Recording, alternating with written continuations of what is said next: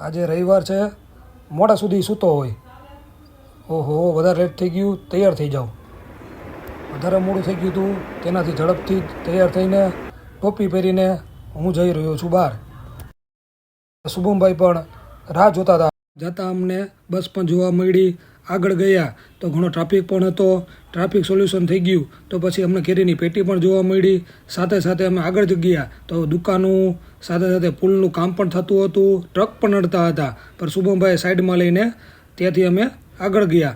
આગળ જતાં અમને દૂરથી હનુમાન દાદાનું મંદિર પણ જોવા મળ્યું. ત્યાર પછી અમારે જે પણ જગ્યાએ જોવા જવાનું હતું ત્યાં અમે આગળ જતાં અમને ઘણા એવા ટ્રક પણ જોવા મળ્યા. ગેસની એજન્સીઓ પણ જોવા મળી. શુભમભાઈ આગળ જઈને યુટર્ન માર્યો. યુટર્ન મારીને અમને જે પણ જગ્યાએ જવાનું હતું ત્યાં શુભમભાઈ લઈ ગયા અને અમે હવે આ જગ્યાએ પહોંચી ગયા છીએ. એ બનાવી તો વિચાર આવ્યો કે ચાલો અહીંયા એક વિડીયો બનાવીએ.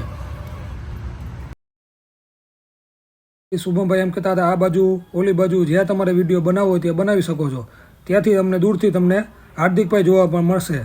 હાર્દિક કયા સ્ટેપ બનાવવાના છે તેની તૈયારી કરીએ છીએ. ભાઈને કાંઈ નથી આવડતું તો વાહ ઓલી બાજુ ગમે તે બાજુ જઈએ રાખે છે. ચાલો સ્ટેપ કમ્પ્લીટ થઈ ગયો છે. એકવાર રમતા જોઈ લઈએ કઈ રીતના સ્ટેપ આવે છે, કેવી સ્ટાઇલ કરે છે, શું કરે છે, એ પણ બધું જોઈ લઈએ.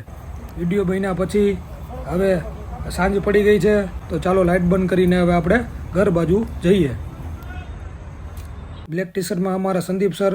ચાલો ઓકે, ચાલો હવે રામપ્યારીમાં ઘર બાજુ જાતા અમને રસ્તામાં ઓવરબ્રિજ પર જોવા મળ્યો.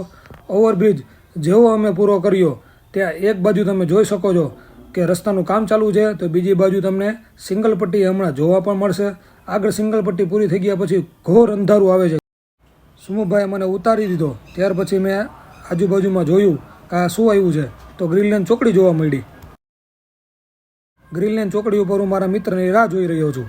ચાલો હવે તેની રામપ્યારીમાં વળી પાછી અમારી રામપ્યારી આગળ ચાલતી રહી અને ધીમે અમારું ઘર નજીક આવતું રહ્યું.